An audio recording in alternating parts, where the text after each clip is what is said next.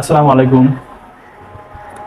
HBR একাডেমির পক্ষ থেকে সকলকে স্বাগতম।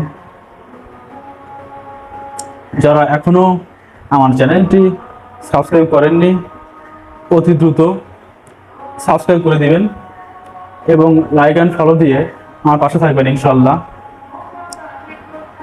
আজকে আমি কথা বলবো 18তম নিবন্ধনের প্রিলিমিনারির ফলাফল নিয়ে এবং 18তম নিবন্ধনের রিটেন এক্সাম নিয়ে।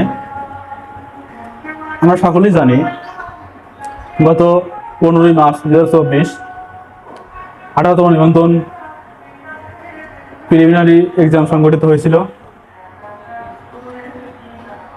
পরীক্ষা হওয়ার 1 মাসের মধ্যেই ফলাফল হতে হয়, কিন্তু ঈদ উল ফিতরের কারণে রেজাল্ট দিতে একটু দেরি হচ্ছে। রানিং মাসের শেষের দিকে ফলাফল হওয়ার কথা থাকলেও এ মাসে রেজাল্টটি হয়নি। আগামী মে মাসের first week public second week এর মধ্যেই আমরা 18তম নিবন্ধনের রেজাল্ট পেয়ে যাব। 18তম নিবন্ধনের রিটেন এক্সাম ঈদ উল আজহার আগে হওয়া সম্ভব নয়।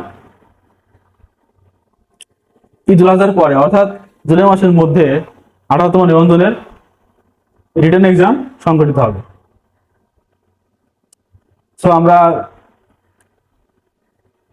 যারা প্রিলিমিনারিতে ভালো পরীক্ষা দিয়েছে তারা অফকোর্স প্রিলিতে পাস করব।